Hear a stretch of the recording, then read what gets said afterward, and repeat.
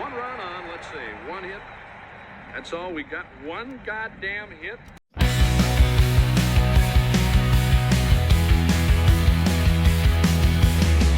Orange and blue running through our veins, rooting for the Mets through incidents and pains. It's a Mets podcast hosted by Michael Bayside. His views and ideas are fortified. Mets news, saves, injuries, and wins. We can't wait for the next game to begin. This is the theme song to Mike's Mets podcast. This is the theme song to Mike's Mets podcast.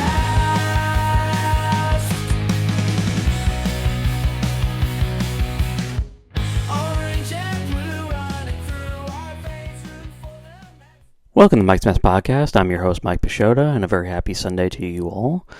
We are recording today, going over the events of the last week, which is the three-game series that the Mets lost to the Houston Astros, 2-1. Mets didn't have a lot going on this series, and truthfully, I'm not going to dwell on the offensive implications right now, which are there is no offense. We are completely lacking any kind of offense at all. In 3 games, they managed 12 total base hits. There have been 4 or 5 extra base hits. I have to check that, but that's it.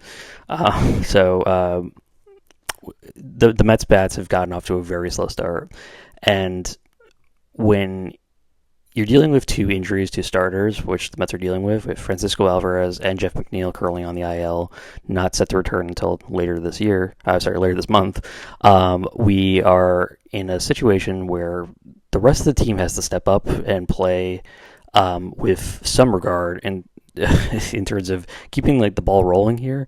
And so the bottom of the lineup was always going to be okay, there's some talent here, but it's not, obviously not everybody it's the lineup's not equally distributed here. There's going to be some dead spots here, and you're going to be looking at the back of the lineup with some trepidation. We have, Luis Torrens and Jose Siri batting in the 8th and 9th holes, and then having Brett Beatty in there also. Brett Beatty is not super proven at the major league level yet, and then you throw in Tyrone Taylor, and you're dealing with a lesser group here.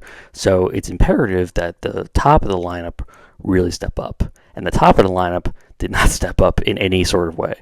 I won't say everybody, because Juansoto was one of the few guys who was doing things in these 3 games. Came through, looked good in the opener. Of course, the key strikeout, which everyone, and I mean everybody, tore him apart for that strikeout. Not Met fans; it was all across town, but he was roundly torn apart, and it's pretty miserable. Miserable 24 hours for, I'm sure, Soto, and for Met fans who had to deal with that, because it was just a lot of you thought he was good. Soto came back, game 2, looked great. Obviously hit that key home run. Was one of the main instruments towards the Mets' win in that 3-1 victory on Friday night. But Saturday evening, we got to see the Mets up against Spencer Arrighetti, and Soto came through with a double opposite fields off the scoreboard. A play that pretty much anybody who was above 5'9" probably would have caught. This fly ball that tiny little Jose Altuve just couldn't reach up and get it. Anybody normal would have probably caught that, but it was a opposite field double off the scoreboard wall in left field, and ultimately was the only hit of the game. So the Mets were 1 hit on that night. It was pretty miserable to see. Spencer Arrighetti, I'll preface this by saying the Astros, in particular Spencer Arrighetti, have a really good pitching staff. Arrighetti is, I think, a terrific pitcher who looked really good last year, and has a lot of promise. Everything he had was working on Saturday night. The slider, the fastball, throwing in the change every once in a while. But yeah, he looked really sharp against the Mets. And so I'm not going to sugarcoat it. The Mets looked really terrible against him. But what are you going to do? They did their best to kind of contain the issues. And I will say this, that in lieu of any offense, the pitching really stepped up, and in particular the bullpen looked really good, and the starting pitching, because remember, the Mets were going to be starting this trio of Clay Holmes, Tyler McGill, and Griffin Canning, and surprisingly, all three of those guys showed up in great ways. Clay Holmes wasn't amazing, but Tyler McGill looked terrific in 5 innings. He struck out 6, only allowed 1 walk, only allowed 3 hits, 1 run. Really sharp performance from McGill, who will occasionally pull out these really nice starts every once in a while. It's just a matter of him consistently doing it the next start. And I've said this before, but his pattern has always been 1 great start, 1 bad start, 1 good start, 2 bad starts, 1 great start, 3 more bad starts, and it's just this up and down. He's a constant roller coaster. It's just a matter of if his off speed stuff is really working. He's got a good fastball, but it's not an unhittable pitch, and it's really dependent on his off speed stuff really working that night. So it's he is very much hit or miss. He was hit on Friday night, and he was a big part of the Mets winning that game. Was his start. Then also Griffin Canning, who again people were not expecting to be pitching this early in the season, especially in the final game of the series here. But I gotta say, I thought looked absolutely fantastic in that game. I mean, he wasn't perfect by any stretch, but only allowed 4 hits, 2 earned runs, gave up the solo home run, which was like a skimmer right over the wall. It was a very, very low home run. So it was a home run I barely acknowledged, but was a home run nonetheless. But otherwise looked very, very good in that one. He struck out 4. His slider looks. I mean, he obviously fell in love with that slider, and he kept going to it over and over again. But it worked. I mean, he kept people off balance and kept them from getting comfortable the entire game. I thought Canning looked like a guy who seemed to have kind of figured out what he was doing, and he's basically doing what he'd been doing in spring training. So this wasn't anything new. It was a matter of does the changeup work for him? Is the slider really breaking for him? Because that fastball is just such a nothing pitch. It's such a I will say there was a noticeable velocity uptick with Canning. It looked like he was throwing the ball much harder than he had been in spring training. So I don't know if he was just kind of been holding it back a little bit. He didn't want to hurt himself, or maybe he was just extra amped and pumped for that start in Houston. But was consistently hitting about 95 all the entire night with that fastball, which is good because it's such a straight pitch that it has no movement on it whatsoever. And he does get killed for it, and he had gotten killed for it for pretty much every stop of his career, and was getting destroyed on it last year. And the Mets made the educated decision that stop throwing the fastball so much, and use it more for strikes. Don't use it as a put away pitch. His put away pitch has to be the slider and the changeup. And when both of those are working for him, he can be a pretty effective starter, as we saw. And he really silenced that Astros lineup that is not as deep as it used to be. This is still a team that went to multiple division titles, but that won multiple division titles, but it's not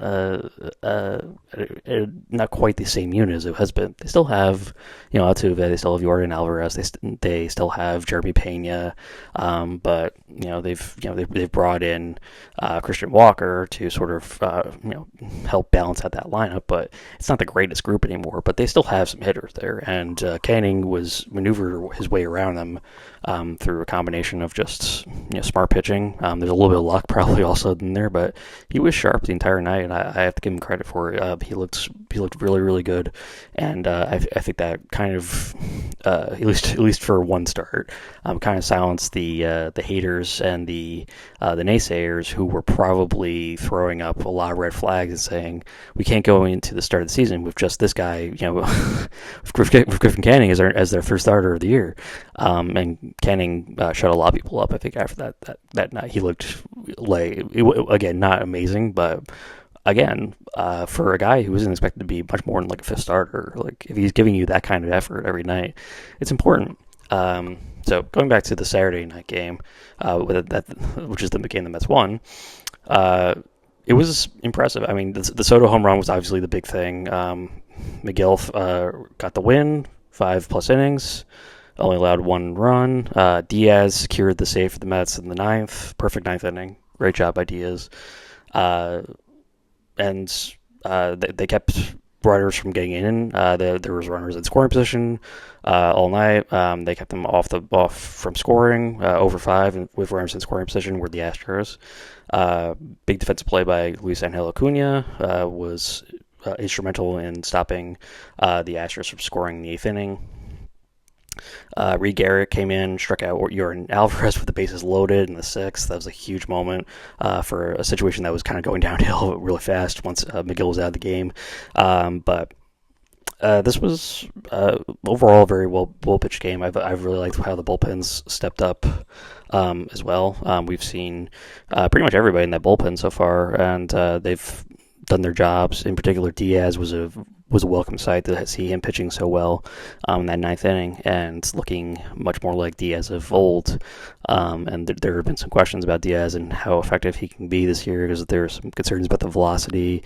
But overall looked really good in that one. So those are the positives. The negatives, obviously, are going to be mostly in Game 3 when we have to look at how badly the team performed. And the one base hit, as Bob Uecker famously said in Major League, which I played the clip before, one goddamn hit, that's not going to do it. You can't do that. It's impossible. And the biggest culprit, obviously, is going to be Francisco Lindor, who is the notoriously slow-starting Lindor. And they threw up that graphic several times over the course of the series, which was Lindor's frigid ice start to last season, where he started the year 1 for 31, and people were kind of saying, like, what is wrong with this guy? How is he this slow? He's on his way to be playing again at that level, or perhaps even worse. I mean, if he can not get a base hit in his next few games, we're looking at a rough start for Lindor again. Again, you have to give credit where credit's due, though. Lindor, to come back from that insanely slow start and play as well as he did, ended up the runner-up in MVP voting. It's just a testament of how effective he was in the second half of the season, and even before that, his slow start really threw off his first half stats. So, but he was already playing much better once the Mets got to June and late May even. So this was a situation where Lindor was Lindor is going to be looked at, because you can't be the leadoff man and not getting on base. And if you're not getting base hits, you got to formulate some kind of offense there. You have to draw walks, play better.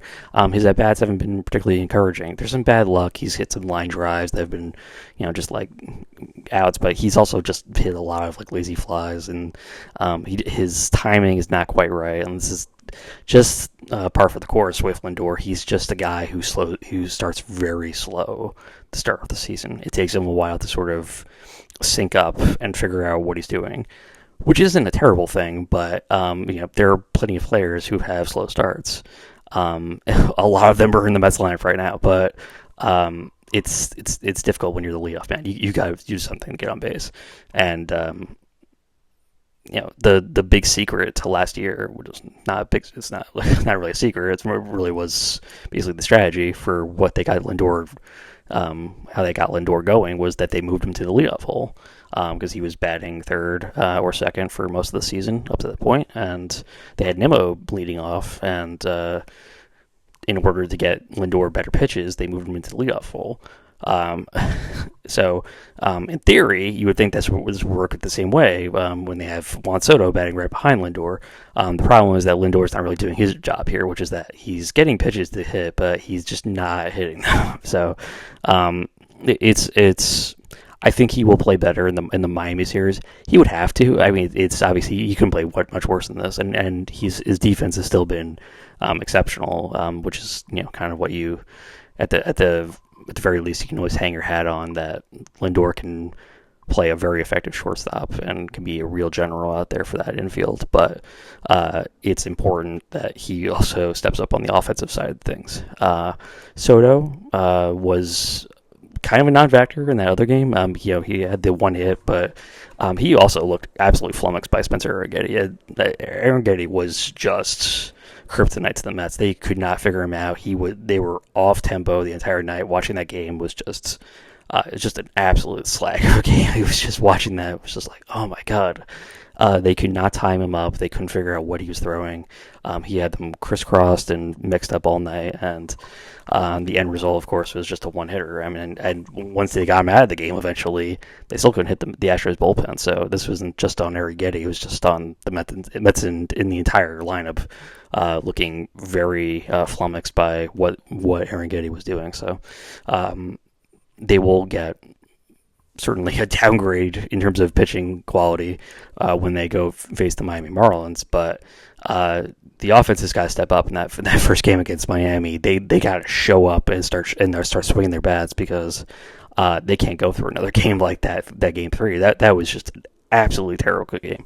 I'm not going to raise an alarm, but it's important that we acknowledge how terrible they were. They were absolutely horrendous, and at the same time that there's this offensive boom going on in New York with the Yankees, and they're hitting more home runs than the Mets have total base hits right now.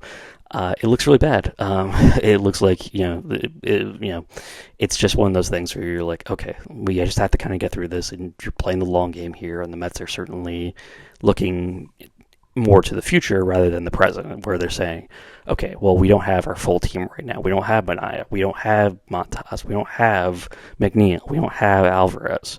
Eventually, we get those guys back, and the team looks a lot better. But for the present day Mets, they really need to step up. This isn't a situation where you can go too long with just losing games. And their schedule is so easy from when you look at their schedule, and I've posted this on social media. If they don't have like 20 wins by the end of April, something went really wrong with this team to start the year off, because they're just facing the Marlins, the Blue Jays, the Athletics, the Twins, the Cardinals. They don't face a good team until they face the Phillies, pretty much.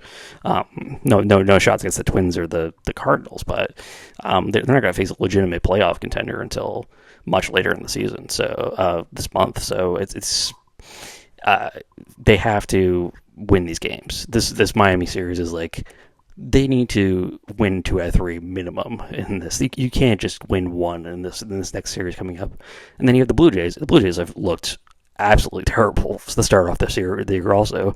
So you would look at that as a winnable series also. So it was a ugly first series. It kind of magnified some of the problems that this team was likely to have at the beginning of the year off. I don't want to look at it as a massive negative, but I also can't, feel very encouraged by anything I saw so far, other than the pitching, which was, as I said, really sharp. The Astros lineup is a veteran group with a lot of, very, very good hitters, borderline Hall of Famer and Jose Altuve, perhaps future Hall of Famer in Yordan Alvarez. We don't know yet, but they have a lot of talent there, and the fact that the Mets were able to throw their 3 starters, the guys who are probably going to be looked at as the 3, 4, and 5 guys to start the year off, and were able to be that effective against them.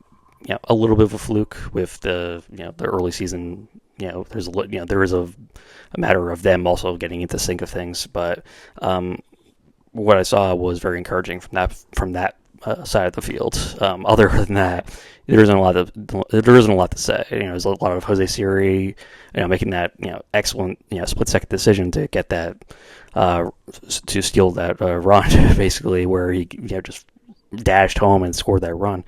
The only run of the game was certainly something, but other than that, they were such a non-factor from an offensive point of view. They looked absolutely terrible, and you just have to kind of like look past it at this point.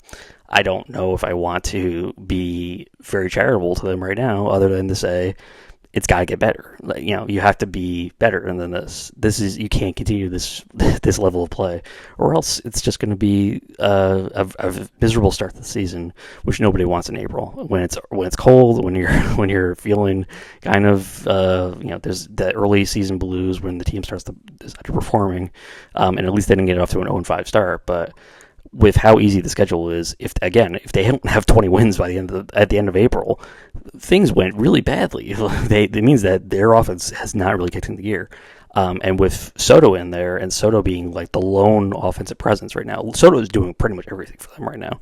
The only home run of the season so far, and has been the only guy who looks like he has a kind of a clue out there. Alonso's at bats have looked really have been good. He hasn't looked overmatched. He hasn't looked like he's pressing himself.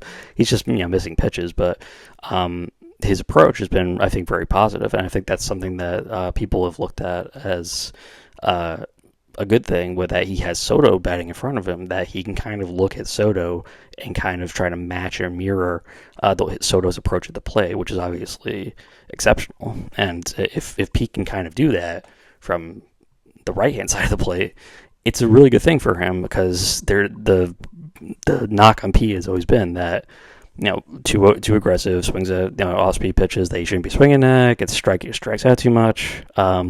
Thus far, he's looked much more patient at the plate and seems to be actually trying to go the other way, which has been an important thing for Pete in the past. So one thing to look at also.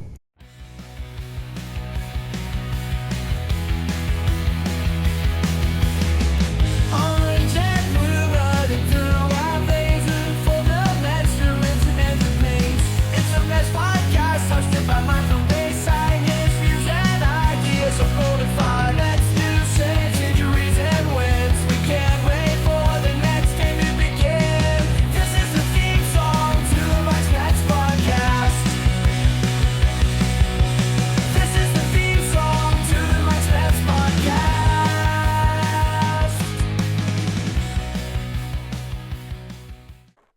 Thank you for listening to Mike's Mets Podcast. If you haven't already, please follow us on Spotify and subscribe to our YouTube channel. Leave a like and a comment. It helps so much. Finally, please follow our Twitter and Blue Sky pages. You can find us at Twitter at Mike's Mets Pod, all one word, and on Blue Sky at Mike's Mets Podcast.bsky.social. Thank you very much. Have a wonderful day or evening, and let's go Mets.